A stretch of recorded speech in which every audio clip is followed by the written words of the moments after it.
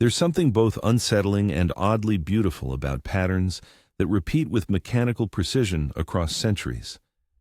Not the kind of patterns you see in nature, like the migration of birds or the turning of seasons, but patterns in human behavior, patterns in economic activity, patterns that suggest we're far less random and far more predictable than we'd like to believe. In 1862, a French physician named Clément Juglar made a discovery that would challenge everything economists thought they knew about financial crises. While his contemporaries viewed economic crashes as random catastrophes, unpredictable acts of economic violence that struck without warning, Juglar saw something different. He saw a rhythm, a pulse, a pattern that had been beating steadily since the dawn of industrial capitalism, repeating itself with such consistency that he could predict when the next crisis would arrive, not to the exact day or month, but to within a window of years that proved remarkably accurate time and time again. Juglar wasn't an economist by training. He was a physician and statistician, which perhaps gave him an advantage. He approached economic data the way a doctor approaches a patient's vital signs, looking for recurring patterns in the fever charts of commerce, rather than viewing each fever spike as an isolated incident. He studied banking statistics from France, England, and the United States, poring over records of interest rates, gold reserves, prices, and commercial activity. And in these numbers, buried in columns of data that most people found tedious beyond measure, Juglar discovered what he called the law of crisis periodicity. Economic crises, he argued, weren't random at all. They occurred in waves, regular waves that lasted roughly 8 to 11 years from peak to peak or trough to trough. Each wave had the same basic structure, the same 4 phases that economies moved through with the inevitability of a pendulum swing. Prosperity, where businesses invested heavily and prices rose. Crisis, where something broke and panic spread. Liquidation, where the excesses of the boom were purged from the system. And recession, where the economy struggled in the aftermath before gathering strength for the next cycle. His findings were published in 1862 in a book with the rather dry title Des crises commerciales et de leur retour périodique en France, en Angleterre et aux États-Unis, which translates roughly to commercial crises and their periodic return in France, England, and the United States. In the introduction to that book, Juglar wrote something that still resonates today. He said that crises, like diseases, are one of the conditions of existence for societies where trade and industry prevail. You can predict them, he wrote. You can alleviate them. You can delay them to a certain moment. You can facilitate the recovery of economic activities. But it has turned out to be impossible to eliminate them, despite all the possible methods that have been applied. Think about that for a moment. A physician, writing in the middle of the 19th century, declaring that economic crises are as inevitable as disease, as much a part of the natural order of commercial society as winter following autumn. And more than that, he was saying these crises follow a pattern. They're not random, they're cyclical. And if you understand the pattern, you can see them coming. Now, Juglar's work might have remained an obscure footnote in economic history, except for one thing. He was right. Not approximately right or sort of right in a vague theoretical way. He was demonstrably, empirically, historically right. The pattern he identified in 1862 has continued to play out with remarkable consistency for more than 160 years. From the panic of 1825 through the financial crisis of 2008 and the COVID recession of 2020, the cycle has persisted. Sometimes it's been 8 years from peak to peak, sometimes closer to 11, occasionally stretching to 12 or compressing to 7. But the pattern holds. Economies expand for several years, investment pours into fixed capital, businesses build new factories and buy new equipment, optimism builds, prices rise, credit expands, speculation increases. Then something gives. Maybe it's a single bank failure. Maybe it's a harvest failure. Maybe it's a geopolitical shock. Maybe it's just the cumulative weight of excessive leverage and overinvestment. Whatever the trigger, crisis follows. Banks fail or nearly fail. Stock markets crash. Companies go bankrupt. Unemployment rises. The boom turns to bust. What follows is the liquidation phase, where the economy purges the excesses built up during the expansion. Companies that borrowed too much fail. Projects that never should have been funded get abandoned. Workers get laid off. Inventories get sold at fire sale prices. This is the painful part, the part that feels like the economy is in free fall, like the system itself might collapse. But liquidation, as brutal as it is, serves a function. It clears away the malinvestment, the bad bets, the unsustainable business models. It resets valuations to more realistic levels. It forces businesses and individuals to confront the consequences of decisions made during the boom years when money was cheap and optimism was boundless. Then comes recession, the trough of the cycle, where the economy operates below its potential for a period of months or years. Unemployment remains elevated. Business investment stays subdued. Consumers remain cautious. But during this phase, something else is happening beneath the surface. Businesses are restructuring, cutting costs, improving efficiency. The survivors are getting leaner and stronger. Interest rates are falling as central banks try to stimulate activity. Prices are stabilizing or declining. And gradually, slowly, the conditions for the next expansion begin to form. The genius of Juglar's framework is that it explains not just individual crises, but the relationship between crises. Each boom contains the seeds of the next bust. The prosperity phase isn't separate from the crisis phase, it's the cause of the crisis phase. As Juglar himself noted, the only cause of depression is prosperity. Think about what that means. It's not external shocks that cause economic crises, though shocks can certainly trigger them. It's the internal dynamics of the boom itself, the overinvestment, the excessive optimism, the mounting debt, the speculation, the belief that this time is different, that somehow the normal rules of economics have been suspended and growth can continue indefinitely without consequence. This insight, that booms cause busts, rather than busts being unfortunate accidents that interrupt otherwise sustainable booms, was radical in Juglar's time, and remains uncomfortable today because it suggests that preventing crises would require preventing booms, which means restraining growth during the good times, which is politically and economically difficult to the point of impossibility. Let's talk about what actually drives this cycle, because understanding the mechanism makes the pattern much less mysterious. Juglar identified the cycle as being driven by fixed capital investment, and this is the key insight that separates his work from earlier theories. Fixed capital means the long-term physical assets that businesses use to produce goods and services. Factories, machinery, equipment, buildings, infrastructure, the stuff that has a useful life measured in years rather than months, the investments that companies make when they're confident about the future and need to expand their productive capacity. Here's why this matters. When businesses invest in fixed capital, they're making a bet on the future.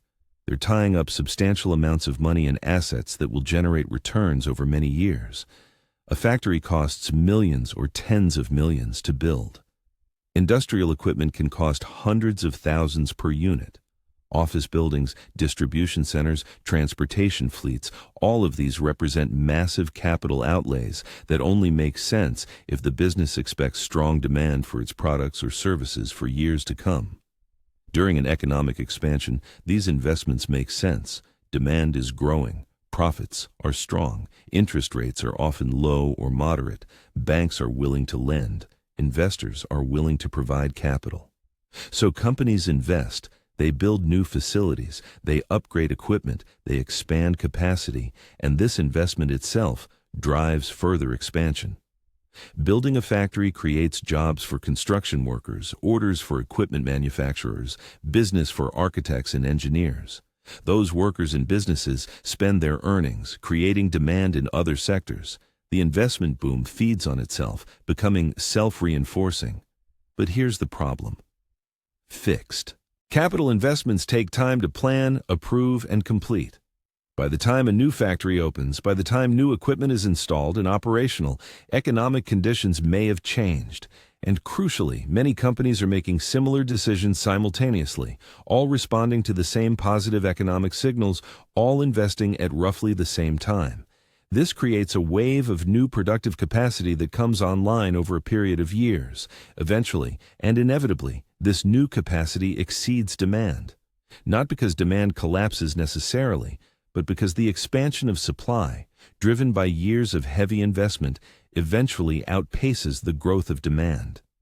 Companies that invested heavily in new facilities find that they can't fill them. Manufacturers who upgraded their equipment discover they're producing more than consumers want to buy. Prices start to weaken as supply exceeds demand. Profit margins get squeezed. Companies that borrowed heavily to finance their expansions find that revenues aren't sufficient to service their debt. The businesses that leverage the most aggressively, that bet the biggest on continued growth, start to fail. Banks that lent to these businesses start taking losses, credit tightens, investment stops. The self-reinforcing boom becomes a self-reinforcing bust.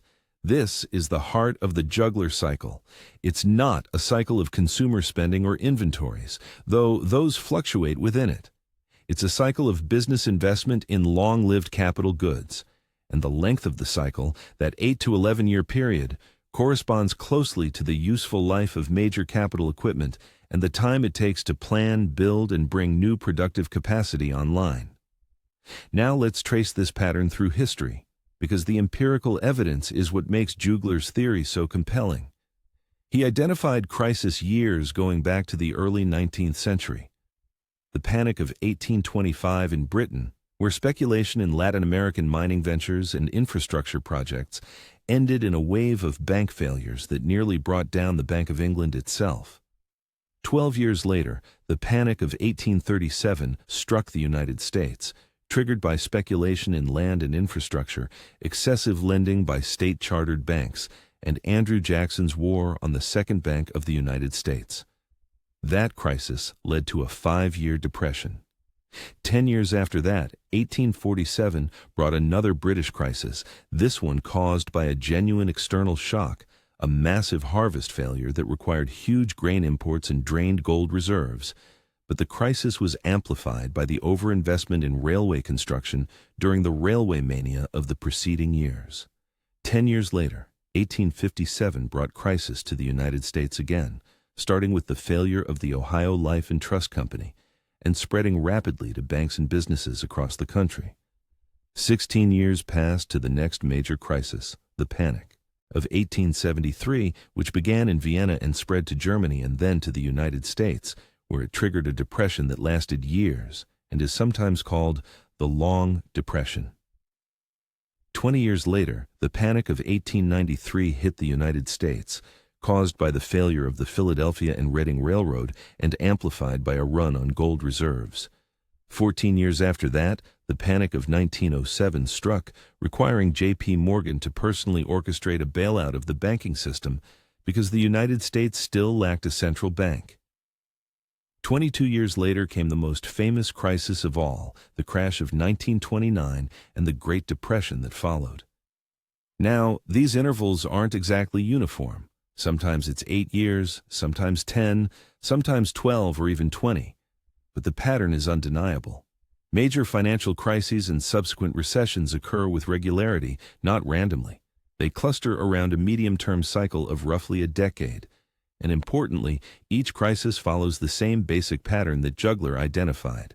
A period of expansion and heavy investment, often funded by credit, often driven by optimism about a particular sector or technology, railways in the 1840s, land in the 1830s, industrial production in the early 1900s. Then a trigger, something that reveals the overinvestment or the excessive leverage. Then panic, forced liquidation, bank failures or near failures, unemployment, recession. Moving into the modern era, the pattern continues with remarkable consistency, despite all the changes in technology, despite the growth of financial markets, despite the creation of central banks and government stabilization policies. After World War II, the United States experienced recessions roughly following the Juglar pattern, a brief recession in 1948 to 1949, another in 1953 to 1954, another in 1957 to 1958, a brief one in 1960 to 1961, then 1969 to 1970, triggered in part by monetary tightening to combat inflation. The 1973 to 1975 recession followed the first oil shock, but was also the culmination of a period of strong business investment. The double-dip recessions of 1980 and 1981 to 82 were deliberately induced by Federal Reserve Chairman Paul Volcker's aggressive interest rate increases to break inflation, but the severity of the downturn reflected underlying imbalances in the economy. 9 years later, the 1990 to 91 recession was relatively mild, but followed the savings and loan crisis and the buildup of commercial real estate overinvestment during the 1980s. And here's where it gets really interesting for our purposes. 10 years after the 1991 recession, in 2001, the dot-com recession hit. This was textbook Juglar cycle dynamics. During the late 1990s, massive investment poured into internet companies and telecommunications infrastructure. Businesses spent hundreds of billions building fiber optic networks, data centers, and technology infrastructure. Venture capital flooded into startups with no profits and often no revenue. Stock prices for technology companies reached absurd valuations, completely detached from underlying business fundamentals. Then the bubble burst. When investors finally realized that most dot-com companies would never be profitable, when they recognized that the telecommunications companies had built far more network capacity than the market needed, when the gap between fantasy and reality became too large to ignore, the crash came. The Nasdaq Composite Index fell from over 5,000 in March 2000 to just over 1,000 by October 2003, a decline of nearly 80%. Thousands of companies failed. The technology sector shed hundreds of thousands of jobs, and the American economy entered recession in March 2001, exactly on schedule according to the Juglar cycle, roughly 10 years after the previous recession. 7 years later, in 2008, came the Great Recession, the most severe economic downturn since the Great Depression. Again, the pattern was classic Juglar cycle. During the early 2000s, massive investment went into residential real estate. Home construction boomed, prices soared, mortgage lending exploded, increasingly to borrowers who couldn't afford the loans, all facilitated by financial innovation that allowed banks to package these risky mortgages into securities and sell them to investors worldwide. The investment wasn't in traditional fixed capital like factories. It was in housing, but housing is fixed capital, long-lived assets that take time to build and have a useful life measured in decades. The boom contained the same elements as every Juglar cycle boom. Heavy investment, cheap credit, rising prices, optimism that assumed current trends would continue indefinitely, mounting leverage. When housing prices peaked in mid-2006 and then began falling, the whole structure collapsed. Homeowners who had borrowed more than their homes were worth defaulted. Mortgage-backed securities lost value. Banks that held these securities faced massive losses. Credit markets froze. Lehman Brothers failed. The government had to bail out multiple major banks. Stock markets crashed. The S&P 500 fell 57% from peak to trough. Unemployment reached 10%. The recession officially lasted from December 2007 to June 2009. 18 months. But the economy struggled for years after that. 12 years later, in 2020, came the COVID recession. Now, this one looks different on the surface. It was triggered by an external shock, a pandemic, not by internal economic imbalances. The recession was extremely brief, officially lasting only 2 months, February to April 2020, the shortest recession on record. But look more closely. The expansion that preceded COVID had lasted an unprecedented 128 months, from June 2009 to February 2020, by far the longest expansion in American history. That expansion was characterized by extremely low interest rates, massive central bank intervention through quantitative easing, and eventually, toward the end, by significant business investment in technology and equipment. When COVID hit and forced lockdowns, the economic damage was severe but brief, because governments and central banks intervened with unprecedented force, pumping trillions into the economy. But that doesn't mean the Juglar cycle was suspended. It means the natural recession that might have occurred around 2018 or 2019, based on the pattern, was potentially delayed by continued monetary stimulus, and when COVID hit, the recession was both compressed in time and mitigated by massive policy intervention.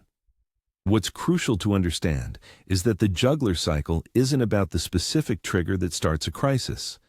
The trigger can be anything: a bank failure, a harvest failure, an oil shock, a pandemic. The cycle is about the underlying rhythms of business investment in fixed capital. When enough time has passed since the last recession, when businesses have invested heavily for several years, when optimism is built and leverage has increased, when new productive capacity is coming online faster than demand is growing, the economy becomes vulnerable. Any shock, even a relatively small one, can trigger the crisis phase. The boom creates fragility, and eventually something exposes that fragility. Juglar himself noted this. He studied the crisis of 1825 and found it was triggered by excessive speculation in Latin American mining ventures. The crisis of 1836 in Britain started with a collapse in American state bonds. The 1847 crisis began with a wheat harvest failure. But in each case, the underlying vulnerability was the same: heavy investment during the preceding boom years, mounting debt, overexpansion, excessive optimism. The trigger just revealed what was already there. So why does this pattern persist? Why hasn't modern economic management eliminated the juggler cycle? After all, we have central banks now that can adjust interest rates and money supply. We have government fiscal policy that can provide stimulus during downturns. We have financial regulations designed to prevent excessive risk-taking. We have deposit insurance to prevent bank runs. We have unemployment insurance and social safety nets to cushion the impact of recessions. All of these innovations have made recessions shorter and less severe, on average, than they were in the 19th century. The average recession from 1945 to 2001 lasted 10 months compared to 22 months from 1854 to 1919.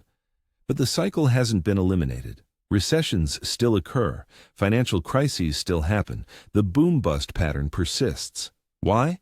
The answer lies in the fundamental nature of business investment decisions and the information problems that businesses face when making those decisions. When a business decides to invest in a new factory or major equipment purchase, it's making a long-term bet based on current information. The company looks at current demand, current prices, current profits, current interest rates, and projects these forward.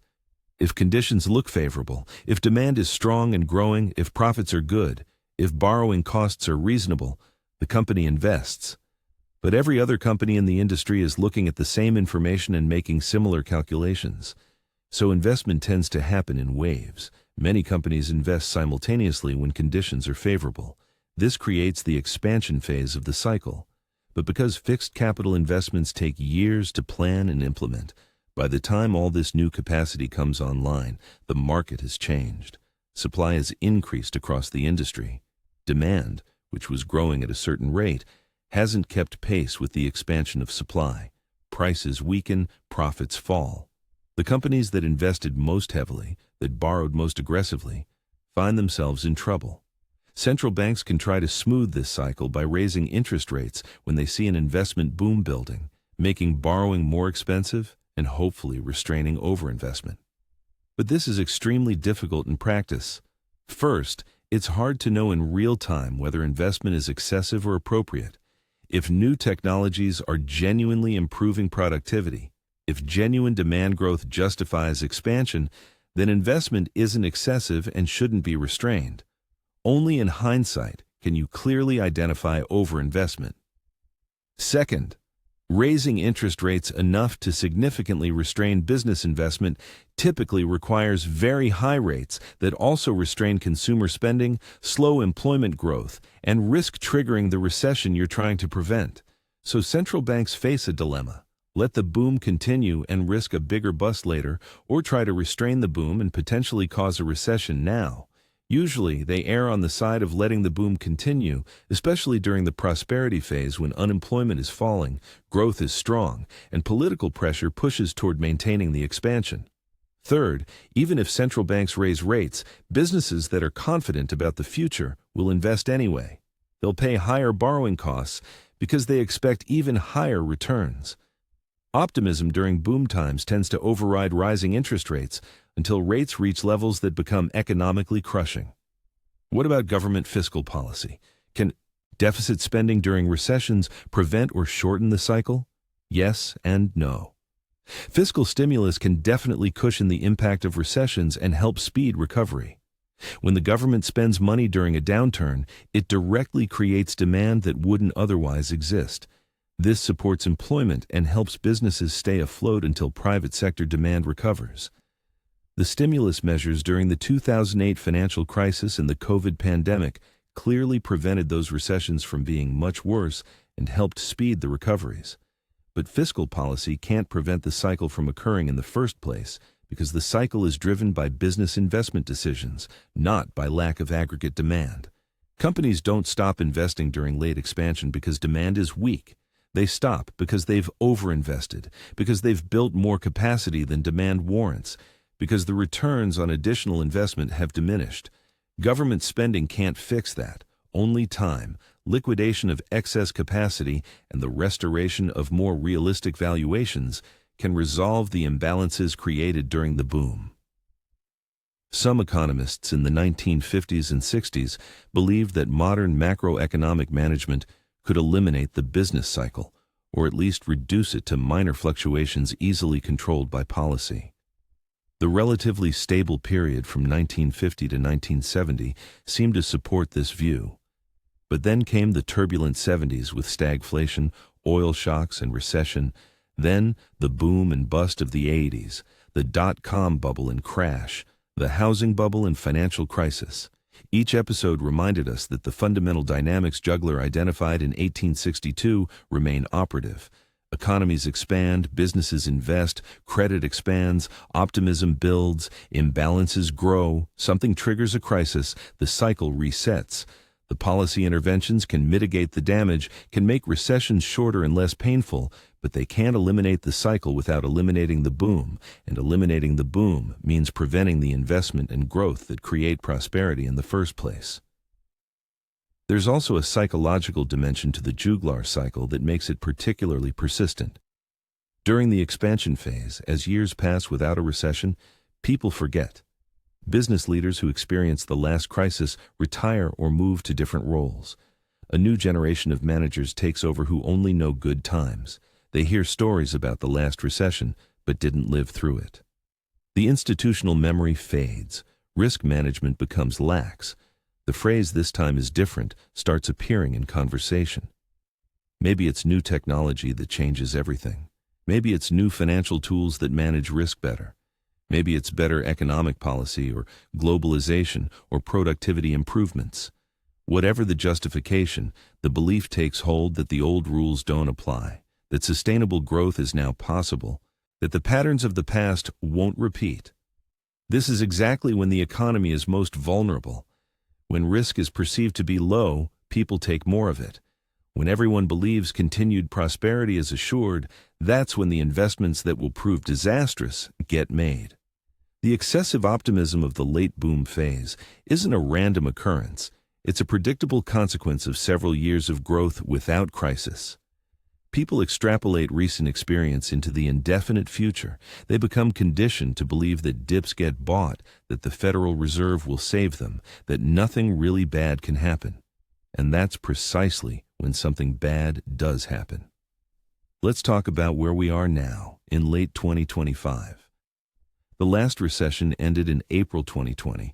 According to the National Bureau of Economic Research, the recovery from COVID was rapid and strong, driven by massive fiscal stimulus and continued monetary support. Through 2021 and 2022, the economy grew strongly. Unemployment fell back to low levels. Businesses invested heavily in equipment and technology. Commercial real estate boomed in some sectors like industrial and multifamily housing, even as office buildings faced challenges from remote work.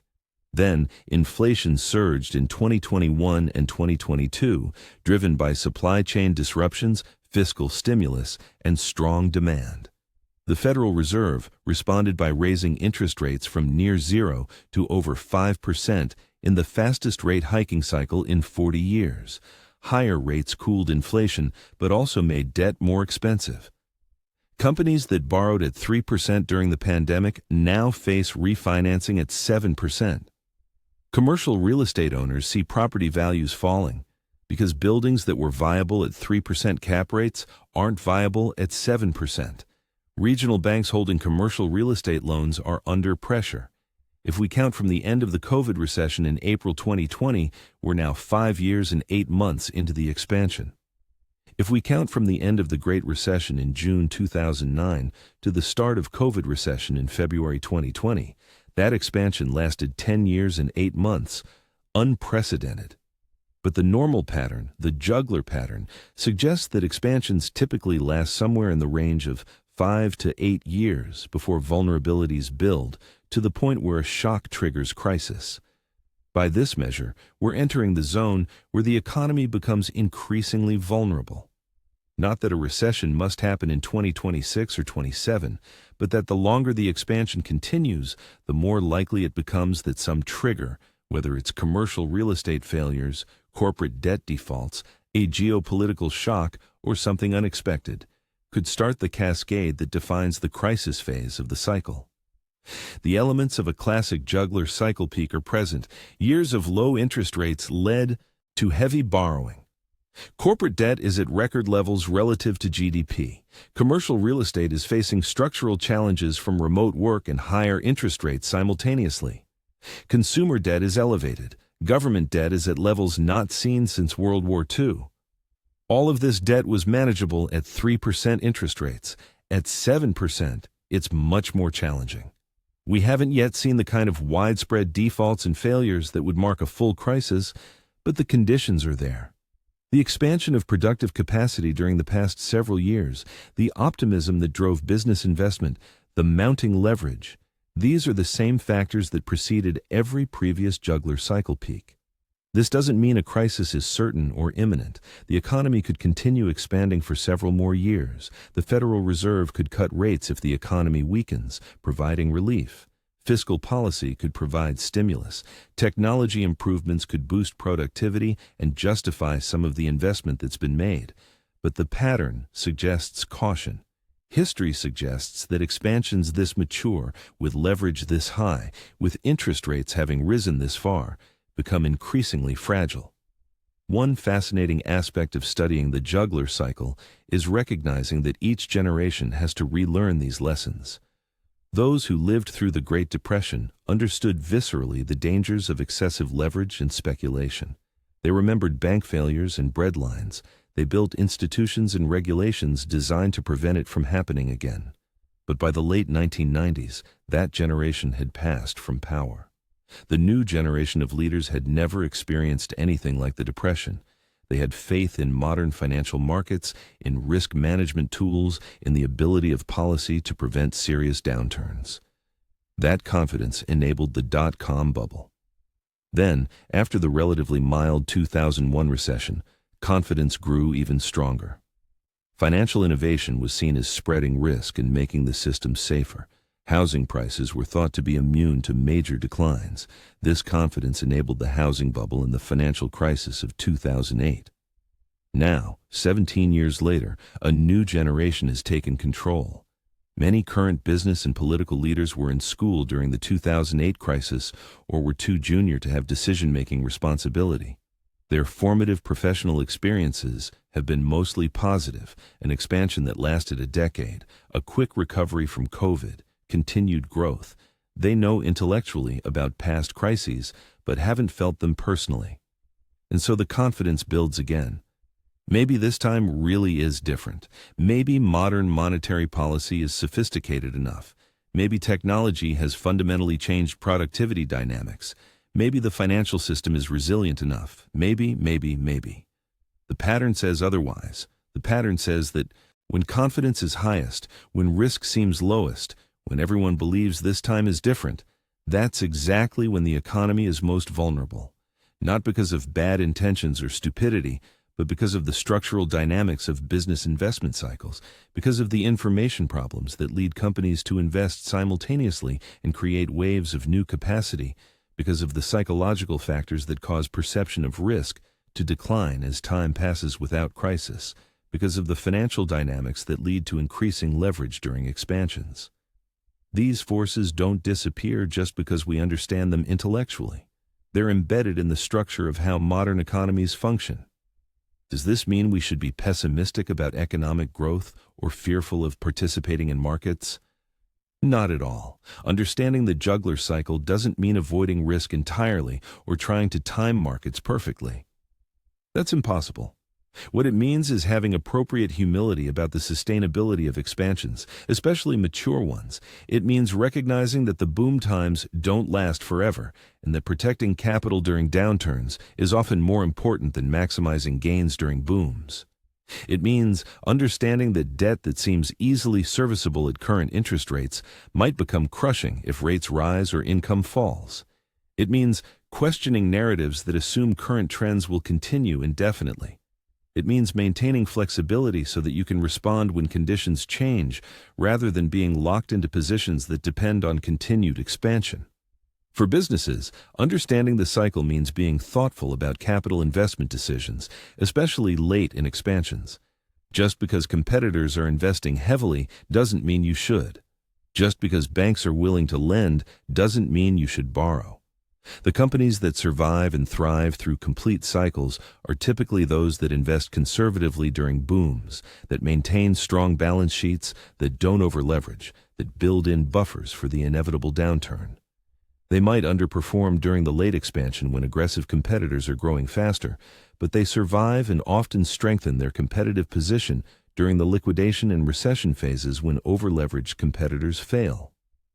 For investors, understanding the cycle means adjusting risk exposure as expansions mature, not trying to call the exact top, which is impossible, but gradually reducing leverage, increasing cash positions, favoring quality companies with strong balance sheets over speculative growth stories, maintaining diversification, including defensive positions. When the recession does come, those who preserved capital during the boom can deploy it opportunistically to buy quality assets at depressed prices. For individuals, understanding the cycle means managing personal finances with the knowledge that unemployment can rise, that home values can fall, that economic conditions can deteriorate significantly even in countries with sophisticated policy frameworks.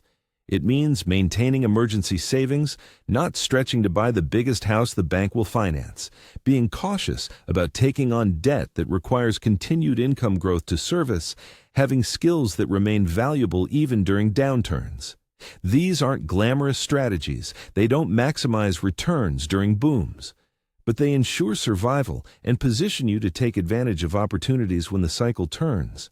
The irony is that if everyone understood and acted on the Juglar cycle pattern, if all businesses invested conservatively and all individuals maintained cautious financial positions, the cycle might actually dampen significantly. Recessions might become much milder because there would be less overinvestment to liquidate, less excessive leverage to unwind. But that's not how human psychology works. During booms, the incentive to be cautious is weak, because caution means underperforming your competitors and watching them grow faster than you. The social proof is powerful. When everyone around you is investing aggressively and seeing great returns, maintaining conservative positions feels foolish. You look at your portfolio growing at 5% when others are making 15 or 20%, and you feel like you're missing out. Business leaders who invest conservatively during booms often get replaced by boards who want more aggressive growth. The pressure to participate in the boom is enormous, and so the pattern repeats. Most people and most businesses follow the crowd, investing heavily during late expansion, taking on leverage, assuming good times will continue.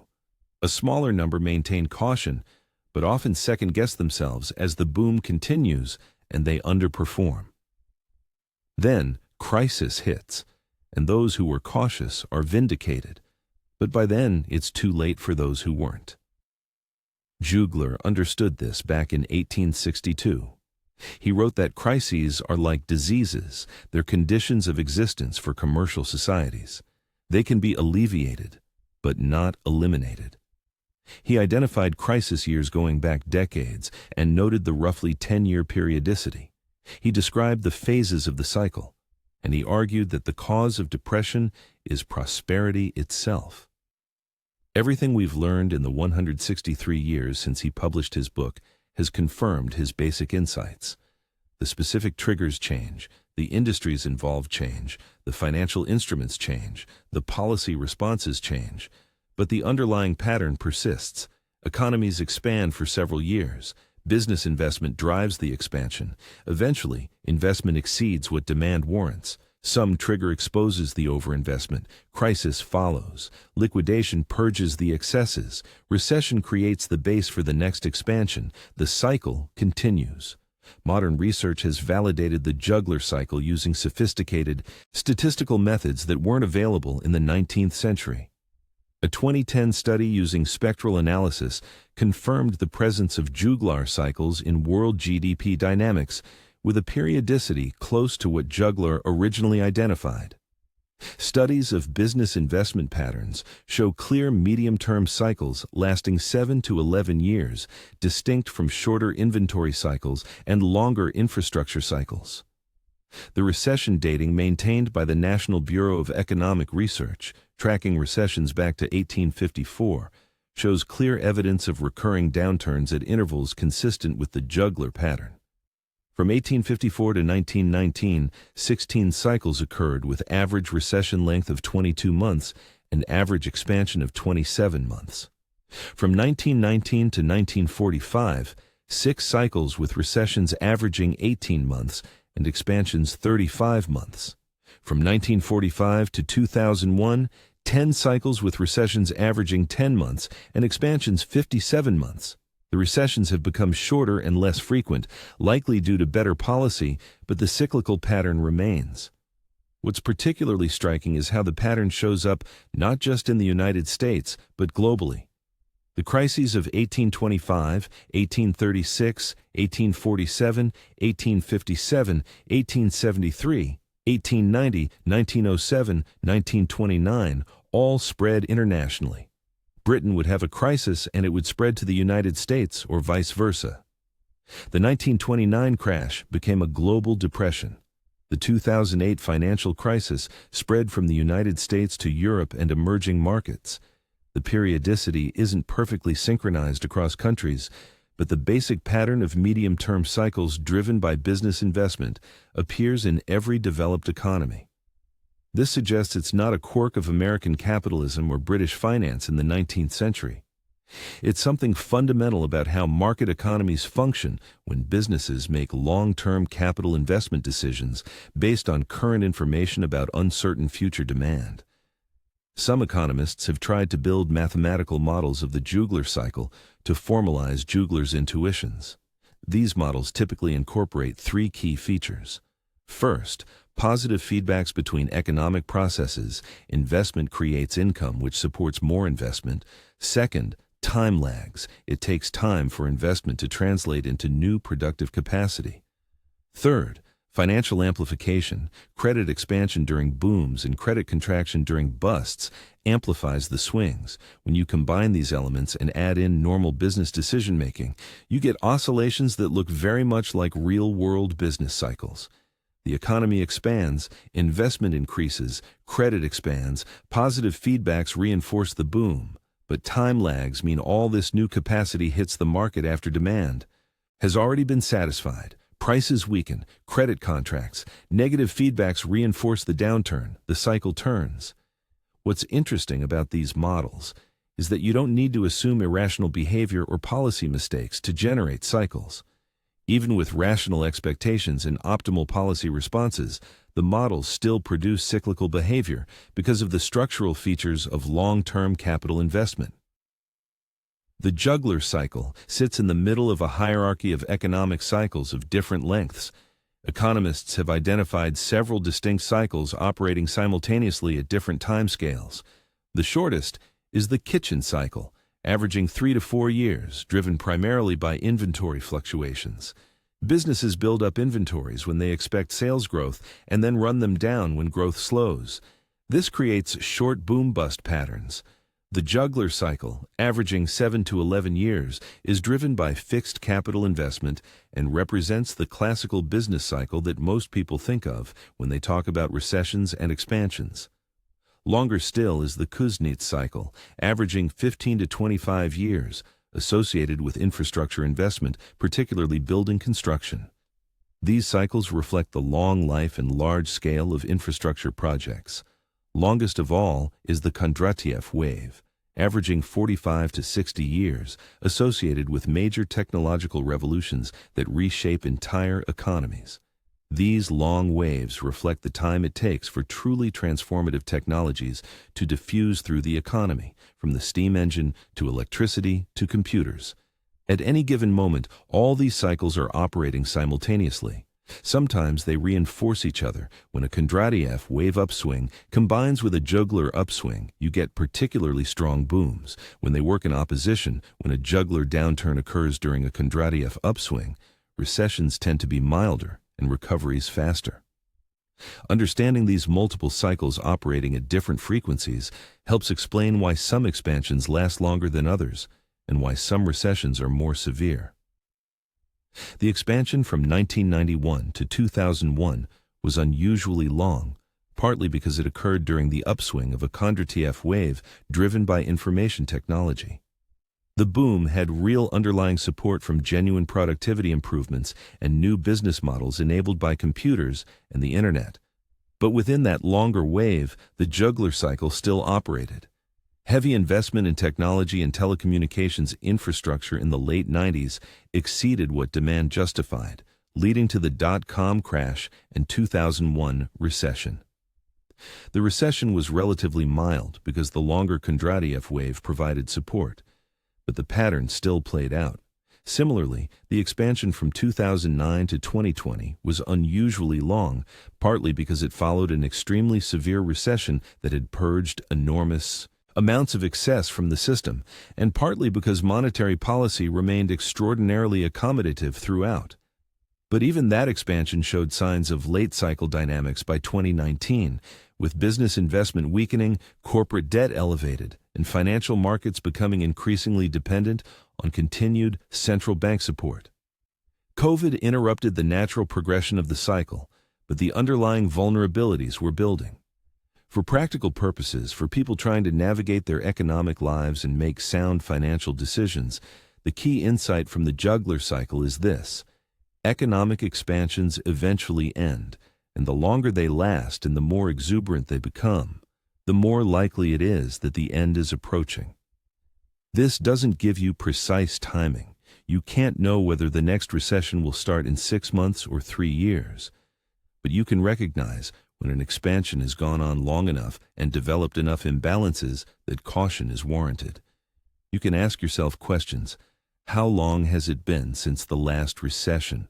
How much have businesses invested in the past several years? How much has corporate debt increased? How leveraged are households? How optimistic are people about the future? How much are financial markets pricing in continued good times? Are people saying this time is different? If you're several years into an expansion, if investment has been heavy, if debt has increased substantially, if optimism is widespread, if markets are priced for perfection, these are signs that you're in the vulnerable phase of the cycle. That doesn't mean you should panic or sell everything or try to time the market perfectly. But it does mean you should be prepared. It means having cash available to take advantage of opportunities when prices fall. It means not being fully leveraged such that a downturn would be catastrophic. It means having flexibility to adjust as conditions change. The alternative is to be caught completely off guard when the cycle turns, as most people are in every recession. They look at their portfolios in late 2000 or late 2007 or early 2020 and think everything looks great, unaware that they're at or near the peak, that the imbalances built during the expansion are about to unwind, that the crisis phase is about to begin. Then, suddenly everything changes. Stock prices fall. Companies announce layoffs, housing markets weaken, credit tightens, and they're forced to make decisions under stress, often selling at exactly the wrong time, locking in losses rather than buying at depressed prices. Understanding the cycle doesn't prevent this from happening to you personally, but it increases the odds that you'll be prepared rather than surprised, that you'll recognize the signs and adjust your positioning before crisis strikes rather than after. Clément Juglar died in 1905, 43 years after publishing his groundbreaking work on economic cycles. His insights were built upon by later economists, particularly Joseph Schumpeter, who integrated the Juglar cycle into a comprehensive theory of economic development. Schumpeter distinguished between the Juglar cycle, the kitchen inventory cycle, and the Kondratiev wave, and showed how these cycles of different lengths interact. But the core insight remained Juglar's. Economic crises aren't random accidents, they're the predictable result of prosperity itself. The boom contains the seeds of the bust. Investment drives expansion, but excessive investment, the kind that develops when optimism builds during multi-year expansions, inevitably leads to overcapacity, falling returns, financial stress, and recession. This pattern has repeated for more than 2 centuries, through industrialization, through the creation of central banks, through the development of sophisticated financial markets, through world wars and technological revolutions, through every imaginable change in the structure of economies and societies. The specifics change, the timeframes vary somewhat, the policy responses evolve, but the fundamental pattern persists because it's rooted in the basic challenge that businesses face when making long-term capital investment decisions under uncertainty about future demand. And here we are, in 2025, 5 years and some months into the current expansion, with business investment having been strong for several years, with corporate and government debt at levels that would have seemed unimaginable a generation ago, with interest rates having risen sharply from the ultra-low levels that prevailed for over a decade, with commercial real estate facing pressures, with the longest expansion in history having ended just 5 years ago, with optimism reasonably high despite concerns about various risks. The pattern suggests that we're in the phase of the cycle where vigilance matters most. Not panic, not market timing based on predictions of imminent crisis, but thoughtful awareness that economic expansions don't last forever, that the longer they last, the more fragile they become, that preparation matters more than prediction. The next recession might start tomorrow or 3 years from now. The trigger might be commercial real estate defaults or corporate bankruptcies or a geopolitical shock or something nobody is currently worried about. But the pattern suggests it's coming eventually, inevitably, because that's what economies do.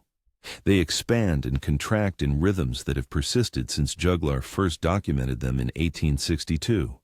If this exploration of the Juglar cycle has changed how you think about economic patterns, if you're starting to see the rhythm beneath what looks like random economic events, if you understand now that these cycles aren't unpredictable but follow patterns that have repeated for more than a century and a half, then you're seeing something that most people miss. You're seeing the machinery. Beneath the surface, the clockwork that drives booms and busts with mechanical regularity. Not perfect regularity, not to the exact year or month, but with enough consistency that those who pay attention can prepare while others are caught unaware. If you found this valuable, if you want to understand more about how these historical patterns shape our economic future, subscribe to the channel, hit the notification bell, and let me know in the comments what other economic patterns you'd like explored. Because the lesson of the Juglar cycle isn't despair about inevitable recessions.